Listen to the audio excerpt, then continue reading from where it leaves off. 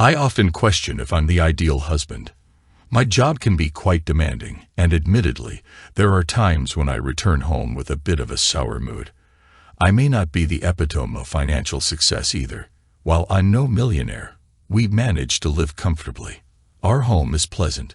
We own 2 nice cars.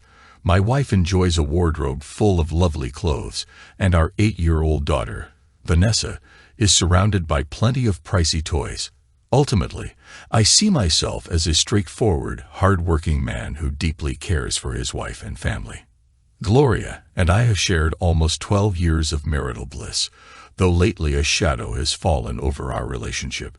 Something feels off between us, a subtle shift that's difficult to pinpoint. Gloria has been distant, exhibiting an aloofness I've never seen before. She's been quick to find fault with me over trivial matters, which is unlike her at all.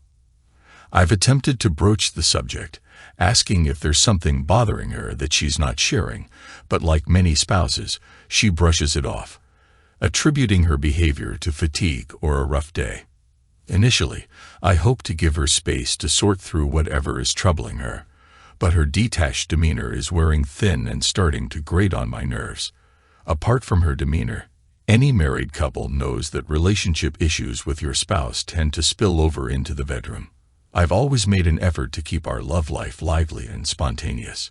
Being a romantic at heart, I often surprised Gloria with gestures, like bringing home a dozen roses after work to kickstart foreplay.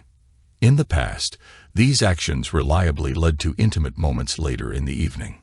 However, lately, my romantic efforts were met with mere gratitude and a quick kiss on the cheek. Instead of appreciating the gestures for what they were, it seemed as if Gloria interpreted them as attempts to make amends for some imagined wrongdoing. For weeks now, Gloria hadn't shown any initiative in intimacy, and her responses to my advances ranged from being not in the mood to citing the classic excuse of a headache. Even on the rare occasions when she acquiesced, she remained passive, leaving me to do all the work. As time went on, I found myself mentally withdrawing from the situation. I'd come home, spend time with our daughter, and consciously avoid interacting with Gloria as much as possible, which only served to exacerbate the situation. Feeling increasingly desperate, I took moments at work to reflect on how everything had started and whether I might have inadvertently triggered Gloria's change in behavior. However, my attempts at introspection yielded no answers. I replayed countless scenarios in my mind, attempting to dissect the possible causes behind Gloria's behavior. The more I pondered, the more an unthinkable possibility kept resurfacing. Could my wife be having an affair? I vehemently denied such a notion, reassuring myself that she would never betray our marriage. Yet every time I tried to piece together the puzzle, it seemed like there was a third element, me, Gloria, and a potential lover. Despite my attempts to dismiss the idea, curiosity got the better of me. I delved into articles about signs of infidelity, looking for changes in behavior, attire, and routines.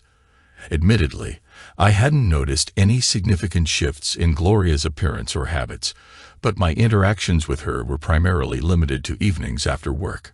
Who knows how she presents herself during the day or what her schedule entails, yet some of the telltale signs of infidelity seemed uncomfortably familiar, particularly her altered attitudes towards me.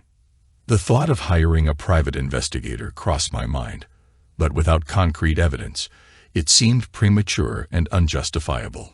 All I had were suspicions, nothing substantial enough to justify the expense of hiring a PI.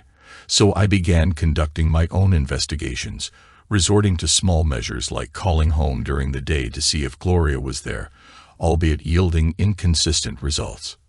I decided to take matters into my own hands and acquired an old surveillance camera to discreetly install under the eaves of our garage.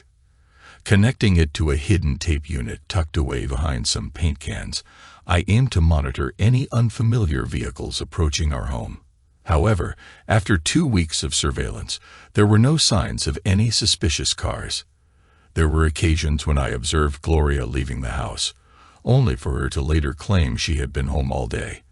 However, her absences were brief, seemingly too short for anything significant to occur, unless her potential paramour was remarkably swift.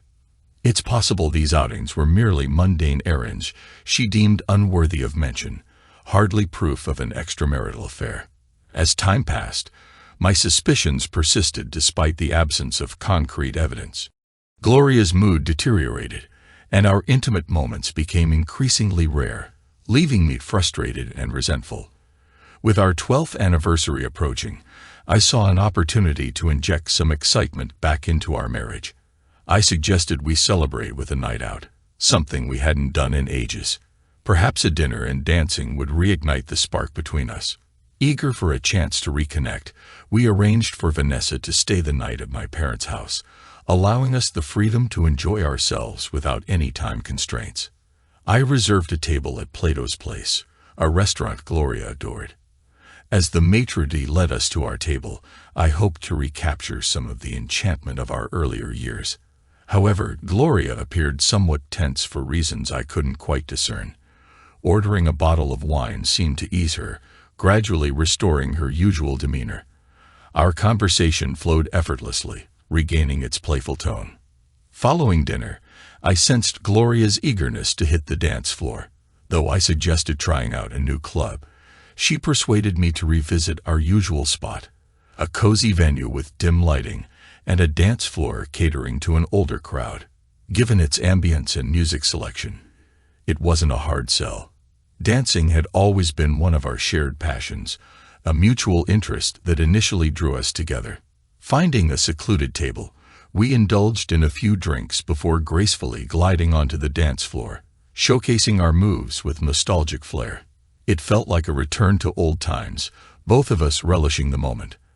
After nearly an hour of continuous dancing, fatigue began to set in, prompting us to retreat to our table for a brief respite.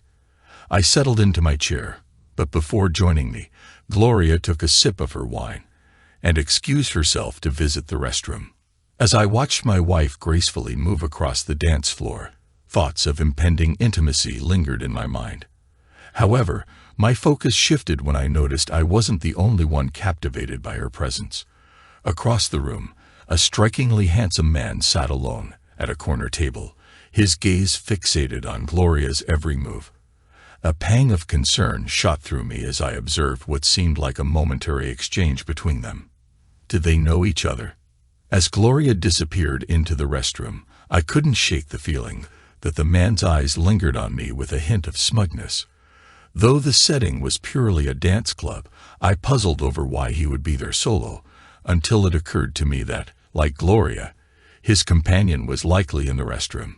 Maintaining a watchful eye on the man while awaiting Gloria's return, I couldn't ignore the unsettling sense of suspicion creeping back in. When Gloria asked me to fetch another glass of wine, I hesitated. The thought of her sitting alone while I waited at the bar didn't sit well with me. Catching the attention of one of the barmaids, I opted for a more prompt service, though I couldn't shake the feeling of disappointment in Gloria's eyes as the young woman approached to take our order.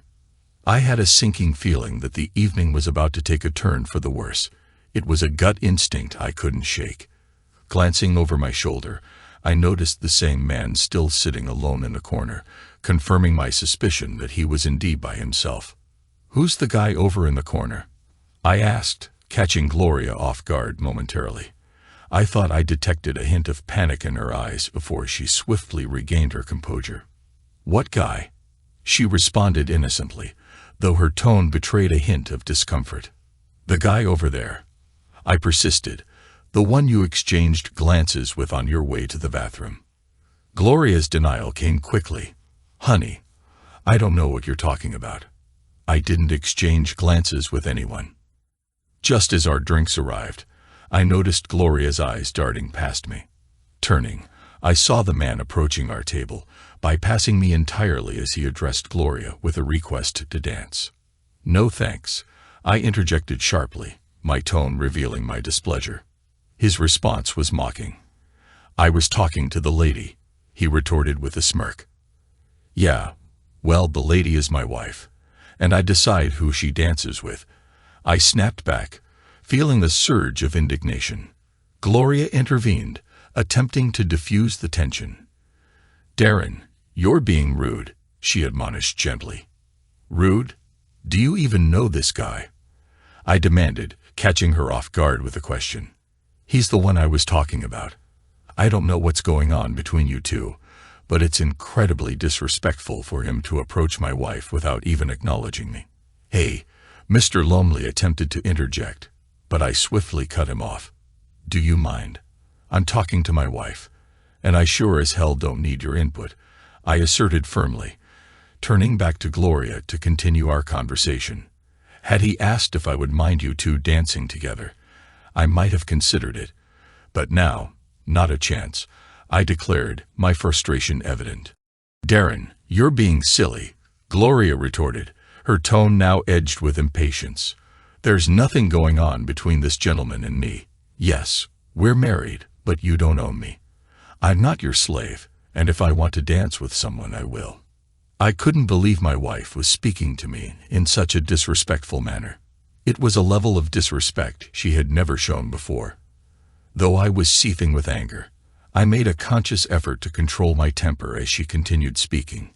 "Honey, I just want to have some fun," she said, her tone softening. "Gloria, it's our anniversary. I want to have fun too, but with you.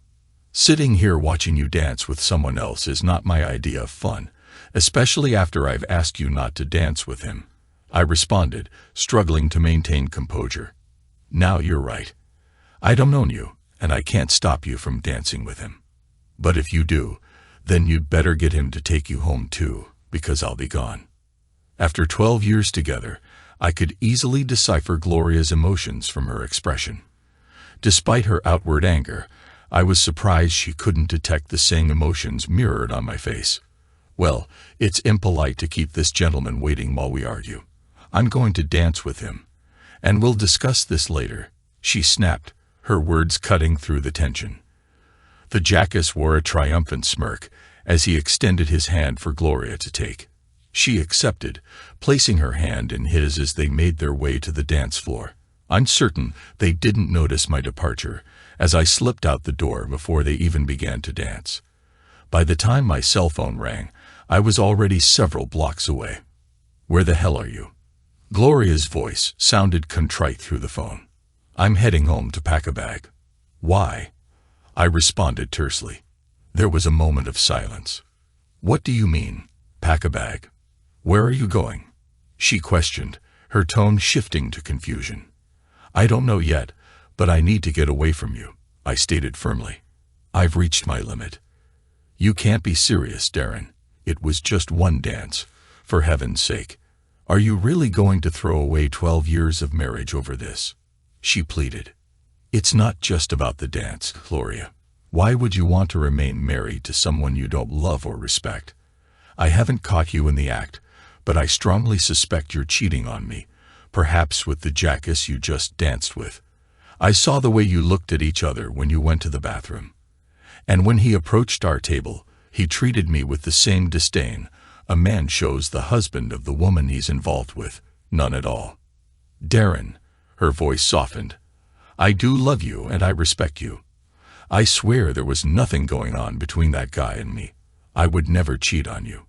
Why would you even think that? You've got to be kidding me. We haven't been intimate in over 2 weeks, and when we do, you're barely even present. You've been irritable and short-tempered for the past 2 months. Don't tell me you respect me, because your actions tonight proved otherwise. If you're not having an affair, you're certainly doing a great impression of it." There was a long pause before she responded. "I'm sorry, Darren. I didn't realize. I'm sorry for how I acted. I'm sorry for tonight. I'm sorry I gave you reason to think I'm having an affair." Another brief pause. I guess I did glance at that guy on the way to the restroom. He was attractive. I noticed him while we were dancing too, but I'm not having an affair with him. Please, honey, please just come back and pick me up. Nope. Like I said, I've had enough. I told you if you danced with that guy, you'd have to find your own way home, and I meant it. I'm pulling into our driveway right now. By the time you get home, I'll be gone. If you're having an affair, maybe you should just go home with your lover boy and forget about me. Honey, please believe me, I'm not having an affair. Look, I'll grab a cab. But please just stay there until I get home. We need to talk this out. Please, I'll be home shortly, she begged before abruptly ending the call. Upon arriving home, I swiftly packed a bag and left the house within 12 minutes. Curiosity nagged at me. Would Gloria really take a cab home, or would the jackass drop her off? I drove down the block, switched off my lights, and waited. 15 minutes later, a yellow cab pulled into the driveway. Gloria hurriedly exited and darted into the house. Satisfied with what I saw, I headed for a motel. Almost immediately, my phone began to ring again. I switched it off. Though I lacked concrete evidence of infidelity, my suspicions remained strong. I was nearly convinced that Gloria and the man she danced with knew each other. Perhaps now was the time to hire that private detective. If I wasn't at home, maybe she would seek solace from her lover. The following day, I scored the yellow pages for the most promising private investigator. After visiting his office and providing a retainer, I headed to work. My secretary, Joan, informed me that Gloria had called 20 times already and something was amiss. I explained our marital issues and my decision not to return her calls. Instructing Joan to relay this message, I also informed the receptionist not to allow Gloria entry to the offices if she showed up. I needed to give the PI a chance to uncover the truth. Now it was a waiting game. Later that afternoon, I received a call from Andrea, our neighbor. Anticipating that it would concern Gloria, I answered despite my reluctance. "Darren," she began, "Gloria told me what happened the other night. She's been desperately trying to apologize, but she says you won't speak to her." "That's correct," I replied firmly. "I have nothing to discuss with her." I detected a sigh on the other end of the line. "She also mentioned that you suspect her of cheating on you. You don't actually believe that, do you?" "I'm afraid I do," I admitted. "Her behavior has been peculiar for over 2 months now. The incident the other night only validated my suspicions." "Validated?" Andrea questioned. "Darren, I really think you're jumping to conclusions here. I've been your neighbor for years, and if Gloria was cheating on you, I'm pretty sure I would have noticed something. I've never seen any unfamiliar cars park outside your house, nor have I seen any strange men coming and going. Please, Darren, she knows that dancing with that guy was a mistake. She got upset because you told her not to, but she's realized you were right. Trust me, Darren, I know Gloria, and she wouldn't cheat on you." "I'm not so convinced anymore, Andrea. Her actions the other night didn't exactly scream love. Please, Darren, just talk to her. You're never going to resolve anything if you refuse to communicate with her." I knew Andrea was making sense, but I needed time for the private investigator to do his job. "Andrea, do me a favor. Let her know I'll call her in a couple of weeks. I still need some time to think things over." "Okay, Darren," she acquiesced. "I'll pass on the message. But please, promise me you'll call her then, all right?" "I promise," I assured her. After exchanging goodbyes, I found myself contemplating once more. Andrea and her husband, Jack, were close friends, and I couldn't imagine Andrea lying to me. If Gloria was indeed being unfaithful, she was certainly keeping it well hidden. For the following 2 weeks, I was consumed with anxiety. I reached out to the investigator a couple of times, but each time he informed me that there was nothing substantial to report. Finally, he summoned me to his office, and as I sat down, my stomach churned with nerves. He slid a manila envelope across the desk toward me, and my hand trembled as I picked it up. "You can skip through all the mundane details," he advised, motioning toward the pages. "Just head to the bottom of page 5. With shaky fingers, I flipped through the report until I reached the designated page. Could this be the proof I desperately sought? After conducting a thorough investigation, this office has found no evidence to support the client's suspicions of infidelity on the part of his spouse. I felt like the ground had shifted beneath me. Unsure of how to react, I glanced back up at the investigator. "Are you certain?" I questioned, disbelief coloring my tone. "Mr. Barnes, my team has meticulously monitored your wife's every move over the past 2 weeks. We've observed the house, monitored her communications, and trailed her whenever she left. We've scrutinized her phone records and credit card statements. There's simply no indication of any affair," he affirmed. Relief washed over me in waves, threatening to overwhelm me. I struggled to contain my emotions, resisting the urge to break down into tears of relief right there in his office. "Go home, Mr. Barnes," the investigator advised gently. "Return to your wife and child. In my line of work, happy endings are a rare sight." I expressed my gratitude to the investigator before returning to my motel room. I knew I still needed some time to gather my thoughts. Over the weekend, I mulled over everything that had transpired. By Monday morning, I felt ready to make a crucial call. When Gloria answered, her voice trembled with emotion. "Hello, it's me," I replied. "Are you okay? You sound upset." There was a brief silence before she spoke again. "Darren, oh Darren, I'm so sorry. I just don't know what to do if you don't come back to us. I've tried to be strong for Vanessa, but I can't stop crying. I'm sorry. I realize now that I took you for granted. You were right. I should have made it clear to that guy that I was with my husband and not interested. I showed you no respect, and I don't know why. Because I do respect and love you. I promise, Darren, if you give me another chance, I'll never make that mistake again." Her heartfelt plea caught me off guard. It was a stark contrast to her demeanor at the dance club. As I hesitated to respond, she jumped to a conclusion. "You're not coming back, are you?" she asked, her voice tinged with despair. "No, Gloria, I'm coming back," I reassured her, "but only on a trial basis. I want my wife back, the woman I fell in love with, the woman I married. She's here, Darren.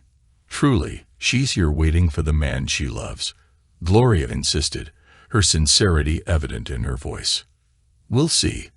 After everything I've been through, the attitude, the lack of intimacy, the disrespect, I'm still not entirely convinced. Gloria, not yet. I need to go to the motel after work and gather my things, but I'll be home tonight," I informed her.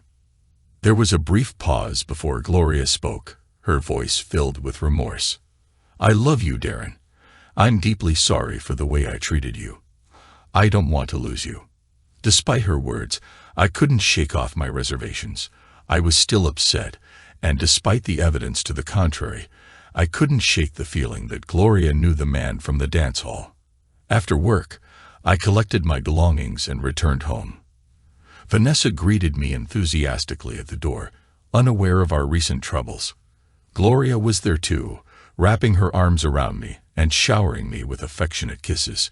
In that moment, as I kissed her back with fervor, I couldn't deny that I still loved my wife. That was 2 years ago, and since then, married life has been nothing short of wonderful. Gloria has once again become the woman I fell in love with, both inside and outside the bedroom. A few months back, she surprised me with a birthday party, a gesture we hadn't done much for my birthday in the past, but became a tradition upon my return. Last night marked our 14th wedding anniversary, and this time, Gloria took charge of planning the entire evening. When I arrived home from work, she greeted me with tickets to a dinner playhouse to see Man of La Mancha, one of my favorite plays. After the show, we took a leisurely drive down to the lakefront and strolled along the beach. With the moon casting its gentle glow and warm breezes blowing in from the lake, it felt like a scene out of a romantic movie. "I love you, darling," I whispered, feeling as if we were still in the honeymoon phase of our relationship. "And I love you very much, my dear," replied my adored wife, her eyes sparkling with affection. Part 2. Gloria's side of the story.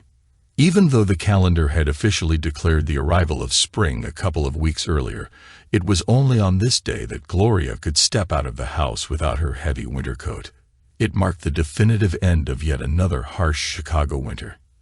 As she stepped outside, Gloria inhaled deeply, taking in the fresh scent of morning dew that lingered after the gentle April shower overnight. A smile tugged at her lips as she reminisced about the warm and secure feeling of being wrapped in her husband's embrace while they lay in bed, listening to the soothing patter of raindrops. On her way to the car, Gloria couldn't help but notice the beautiful blue wildflowers sprouting from the lawn. Their resilience in the face of winter's adversity struck her, reminding her of the innate desire for renewal and new beginnings that spring always brings. Humming along to the tunes playing on the car radio, Gloria made her way to the quaint coffee shop where she was meeting Zara, a dear friend she hadn't seen in a while. Zara had a son the same age as Vanessa, Gloria's daughter, and their friendship had blossomed years ago at a school function. Since then, they had remained close friends, sharing in each other's joys and challenges. Zara had arrived before Gloria, snagging a cozy table in the corner by the window. Their eyes met through the glass, exchanging waves and smiles as Gloria made her way inside. The aroma of freshly brewed coffee filled the bustling cafe as Gloria joined the line of customers eagerly awaiting their own cup of Colombian bliss. When Zara spotted Gloria approaching, she stood up with a grin. "Hi," they both exclaimed, sharing a warm hug before settling into their seats. "It's been too long," Gloria remarked. "How have you been?" Zara's eyes sparkled with enthusiasm as she shared updates with her friend. They reminisced about old times, laughing at memories from school functions they had attended together. They exchanged stories about their children, marveling at how quickly time flew by. As they delved deeper into conversation, Zara leaned in closer, lowering her voice. "Gloria," she whispered, "can you keep a secret?" "Of course," Gloria replied, miming the act of locking her lips and tossing away the key. "What's going on?" "I probably shouldn't even be telling you this," Zara confessed, her excitement evident. "But I've been, well, kind of seeing this guy." Gloria's coffee halted midway to her lips as she fixed her friend with a startled gaze. "Wait, aren't you saying you're considering having an affair?" Zara's lips curved into a mischievous half-smile. "Well, we haven't crossed any lines yet, but I'm seriously thinking about it. It's Eric. He's just different, you know. Being with him makes me feel alive. But I'm worried he might lose interest if I don't take it to the next level." "So, wait a minute," interrupted Gloria, her voice tinged with concern. "Have you thought about the consequences? Are you willing to risk your marriage for him?" Zara shrugged, a hint of nonchalance in her tone. "Oh, I'm not talking about leaving Nick or anything. It's just a little excitement on the side. Like they say, the spice of life," she remarked with a smile. "And don't worry, I'd make sure Nick never found out. He'd be devastated if he knew. Besides, Eric's married too. We'd have to be discreet." Gloria felt a surge of anxiety gnawing at her, torn between her loyalty to her friend and her own moral compass. After 2 years of bearing her own secret, she decided to take a leap of faith and confide in Zara. "Zara, do you remember a couple of years ago when Darren and I hit a rough patch? He actually left me for a little while, remember?" "Yeah, I do, but you never really opened up about it," Zara replied. "I never told anyone, and you have to swear not to breathe a word of what I'm about to tell you to another living soul," Gloria said, her tone grave. Zara nodded solemnly. "Of course, Gloria, I promise. If this ever got out, it could ruin my marriage. That's why I've kept it buried, but well, you need to hear it before you make any decisions that could jeopardize your own marriage." Gloria paused as the waitress topped off their coffee cups, then continued, her voice low and urgent. "I'm probably no different from most other married women out there. After 12 years of marriage, I started feeling, I don't know, bored. Everything was becoming routine. It was like, after all those years, I looked around and realized, what am I doing? Where am I going? Nowhere. I felt stuck, like I had no real life of my own." "Exactly," Zara interjected, her eyes reflecting understanding. "I know exactly how you feel, Gloria. I think most women experience something similar. It's not that you don't love your husband. I adore Darren with all my heart. But suddenly, it's like something's missing. I started feeling like I was slipping into a slight depression. Nothing felt exciting anymore, not even sex, and it wasn't anyone's fault. Darren was doing everything he could for me, especially in the bedroom. I should have been over the moon, but nothing seemed to lift my spirits, not even school functions. Gloria took a moment to sip her coffee, gauging Zora's reaction. Seeing her friend's attentive expression, she continued, "And then I met Louis." "Hugh, you had an affair?"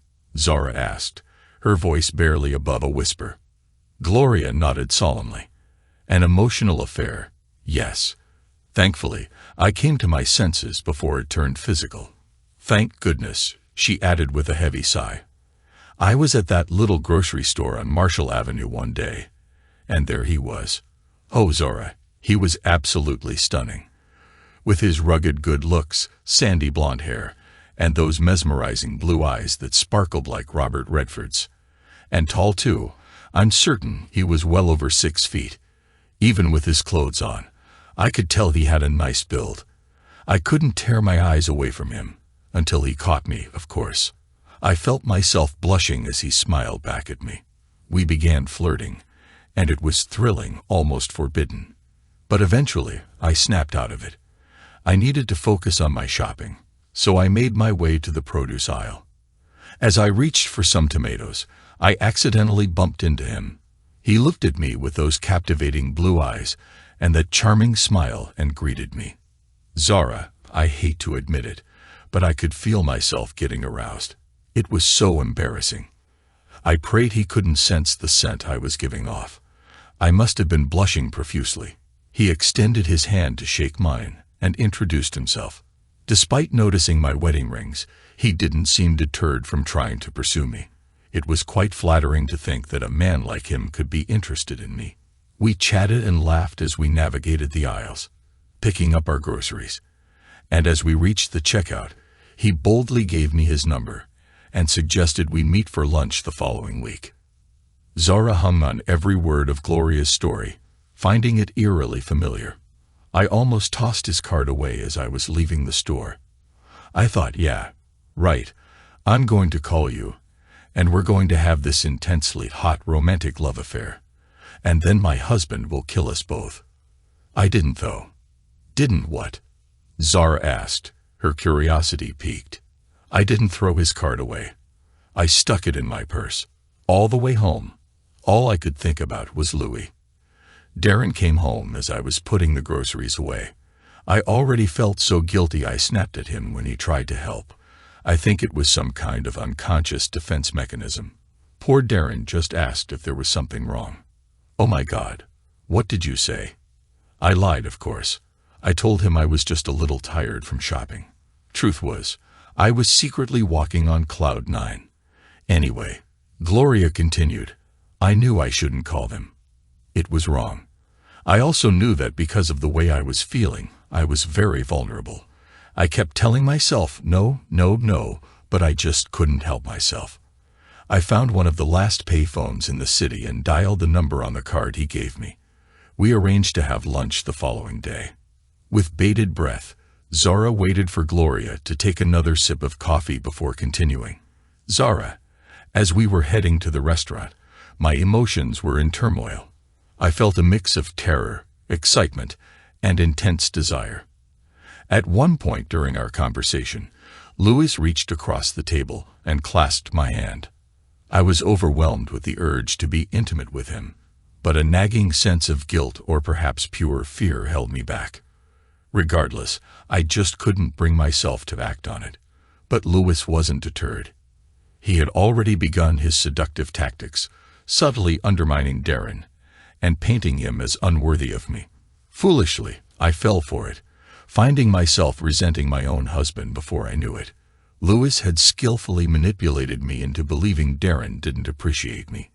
Gosh, Gloria, your situation sounds so much like mine, Zara remarked. That's exactly why I'm sharing this with you, Zara. I want you to understand what you might be getting yourself into. Your guy, has he started mentioning Nick yet? No, not really. Zara replied, pausing to reconsider. Well, I mean, he's asked a few questions, like does your husband realize how fortunate he is? Stuff like that. I see, Gloria nodded knowingly. And naturally, you're beginning to ponder that yourself, aren't you? Well, Zara, it's surprising how things can slip by unnoticed. When Darren left me, he mentioned that I'd been short with him for over 2 months. I hadn't even realized it. The same went for our intimacy. I couldn't muster up any passion with someone who I felt was taking me for granted. As Gloria recounted her experience, she could see realization dawning in Zora's eyes. Consider it, Zora. What kind of man engages in an affair with a married woman? Can you picture Nick doing something like that? Nick? No, never. He wouldn't do that, Zara replied firmly. Exactly. So why jeopardize your marriage for someone who would? Gloria posed the question pointedly. While Zara contemplated Gloria's words, Gloria continued her narrative. Anyway, we met for lunch again the following week, and with each meeting, it became increasingly difficult to remain faithful to Darren. By our third lunch, he almost persuaded me to accompany him back to his apartment. I could sense his frustration with my excuses, and I knew that if we met for lunch one more time, we'd end up in bed together. As we exited the restaurant following our third lunch date, I casually mentioned that I needed to shop for a new dress, because Darren had planned a special outing for our anniversary. I mentioned that we might revisit a dance club we used to frequent, reminiscing about the fun times we had there. Louis saw an opening and immediately seized it. He declared his intention to join us at the club, insisting he'd dance with me. I warned him against it, reminding him it was our anniversary, and dancing with someone else might upset my husband. But Louis, in his arrogance, brushed off my concerns, claiming it would teach Darren a lesson. He wanted to demonstrate to Darren that other men desired me, hoping it would make Darren appreciate me more. Oh dear, Gloria, he didn't actually show up, did he? Zara asked, aghast. Gloria took a sip of her coffee before replying. He certainly did. I spotted him as soon as we entered the club. Naturally, I didn't acknowledge him. Darren and I were enjoying ourselves until Louise approached and asked me to dance. Oh my goodness, Zara whispered, shocked. Yep, and to top it off, he completely disregarded Darren, even acting rudely towards him. Naturally, Darren was offended and gave me an ultimatum, saying I couldn't dance with Louis. You know how stubborn I can be sometimes. I got upset and insisted I would dance with him anyway. Darren warned me he wouldn't be there when we finished dancing, but who takes such threats seriously, right? Zara observed Gloria's eyes brimming with emotion as she continued. As we hit the dance floor, I confronted Louis about his behavior towards Darren. I asked him why he had to be so disrespectful, to which he replied that he wanted to put Darren in his place. That just fueled my anger. Of course, Louis kept me close while we danced, but at that point, my main concern was whether Darren was watching and getting even angrier. I was so preoccupied that I didn't even notice when the first dance ended, and we started the second. When the music stopped, I told Louis not to ask for any more dances. I declared that I was going to spend the rest of the evening with my husband. As I headed back to our table, I saw Louis trailing behind me. I demanded to know what he thought he was doing, and he said he wanted to apologize to Darren. When we returned to the table, Darren was nowhere to be seen. Louis took a seat and casually mentioned he'd wait with me until Darren returned. I had a sinking feeling that he had no intention of apologizing. Rather, I suspected he wanted to continue stirring up trouble between Darren and me. Why would he do that? Zara inquired, puzzled. What would he gain from it? I mulled it over, and my best guess is that since he hadn't succeeded in seducing me yet, he thought he'd try to create discord between Darren and me instead. I imagine he hoped I'd turn to him for comfort, with the expectation that he'd end up consoling me in bed before the night was over. I assumed Darren had gone to the restroom. I urged Louis to return to his own table, but he kept dragging his feet. When the waitress approached, he took the opportunity to order us drinks. It was then that she asked if we wanted to open another tab. I was dumbfounded. Darren had settled the bill before leaving. Zara, I felt like I was watching my entire married life flash before my eyes. I couldn't believe he had just abandoned me like that. Gloria's distress was palpable as she recounted her story, and Zara couldn't help but feel the weight of her friend's pain. Emotions stirred within Zara, and soon a solitary tear escaped her eye, tracing a path down her cheek. "You shouldn't have to tell me all of this, Gloria," Zara said, her voice thick with empathy. "You're upset. Maybe we should stop here." "No, I need to tell you everything, Zara," Gloria insisted, her determination evident. "You need to understand the whole picture. It's important." She paused, collecting herself. "So, where was I?" "Right, I immediately reached for my phone and called Darren, asking him to come back and pick me up. That's when he dropped the bombshell. He thought I was having an affair, and he suspected it was with Louis. He said he was going to pack a bag and leave, unsure if he'd return." Gloria reached for a napkin, wiping away the tears that had gathered in her eyes. "It hit me like a ton of bricks, Zora," she continued. "It was like a sudden revelation, everything becoming clear. It wasn't Darren who was taking me for granted. He had done everything he could to support me. It was me. I was the one taking him, Vanessa, and our life together for granted. I realized I was risking my entire marriage for some jerk. I begged Darren to come back so we could talk, but he refused, so I called a cab." "What was Louis up to during all of this?" Zara inquired. "Oh, he wasn't giving up, not yet. He insisted that Darren didn't deserve me and urged me to go home with him instead. I promptly shut him down," she recounted with a chuckle. "But even after that, he persisted. He followed me outside and tried to make a move as the cab pulled up. I didn't hesitate to give him a knee to the groin. Bent over in pain, I made it clear that any further attempts to contact me would result in a sexual harassment lawsuit." Zara reached out and grasped her friend's hand as Gloria wiped away more tears. "By the time I got home, Darren was nowhere to be found. I tried calling him, but his phone was off. Zara, I was terrified. I could see my marriage falling apart right in front of me. Everything we had built, our whole family, seemed to be on the verge of crumbling. I've never been so scared in my life." The following day, I attempted to reach him at his workplace, but he refused to speak with me. His secretary informed me that he had instructed the receptionist to prevent me from seeing him if I showed up. Feeling desperate, I sought out Andrea, my neighbor, as Darren had a good rapport with her and her husband. I hoped she might be able to convince him to talk to me. Surprisingly, he did speak to her, but only to express that he needed time to think and promised to contact me in a couple of weeks. Recognizing that pressuring him would be counterproductive, I decided to give him the space he requested. Those 2 weeks were excruciating. Whenever Vanessa was present, I forced myself to appear strong and told her that Daddy was away. But in private, I couldn't help but cry. I feared I had irreparably damaged our relationship. Darren was so angry, I doubted he would ever return, especially if he believed I had been unfaithful. Gloria paused, her voice choked with emotion. "I'm sorry," she said to Zara, wiping away tears.